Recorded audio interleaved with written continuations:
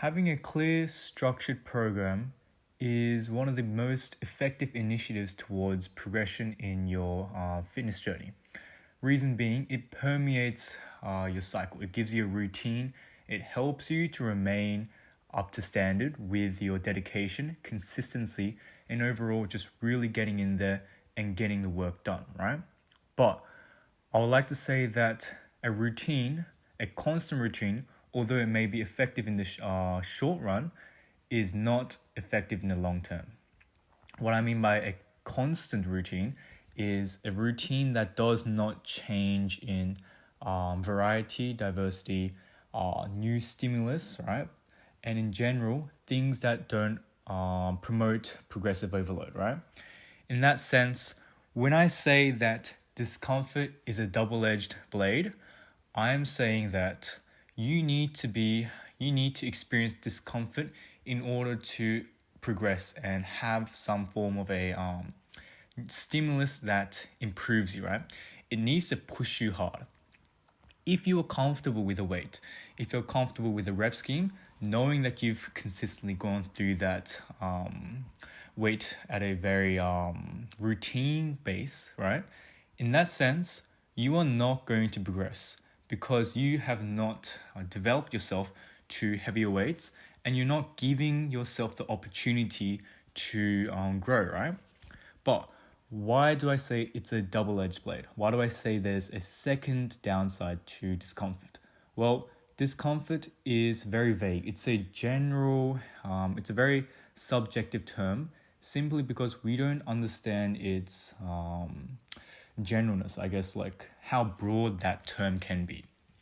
Discomfort may mean, okay, going a bit out of your comfort zone and doing things that not many people do, right? It gives you that region to increase your comfort zone, thereby increasing your overall adaptability, right? That is one form of discomfort, one definition.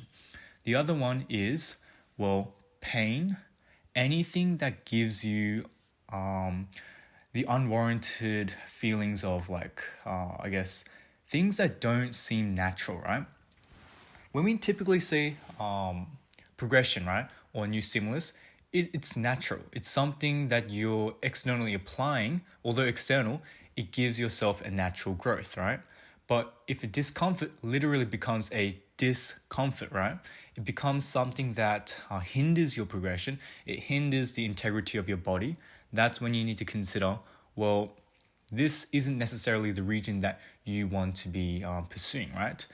Discomfort is a very fine line. It's a very fine region from you've got your comfortable region, then there's discomfort, which is the ideal region for progression, and then there is the excessive region. The excessive region is overtraining, doing a weight that's not, that your body has not adapted to, a weight that your body is not ready for.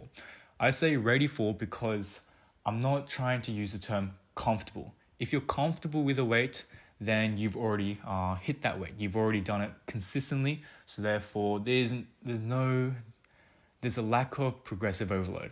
But if you say your body's ready for it, you don't necessarily know whether your body is going to be ready for a certain weight. Now, why do I mention this? Well, in this training session, I went out of my comfort zone, right?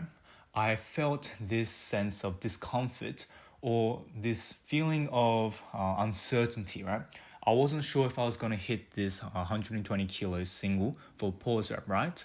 And the reason why I say this is because it's been a long time since I've hit that weight. I would say about 3 weeks probably.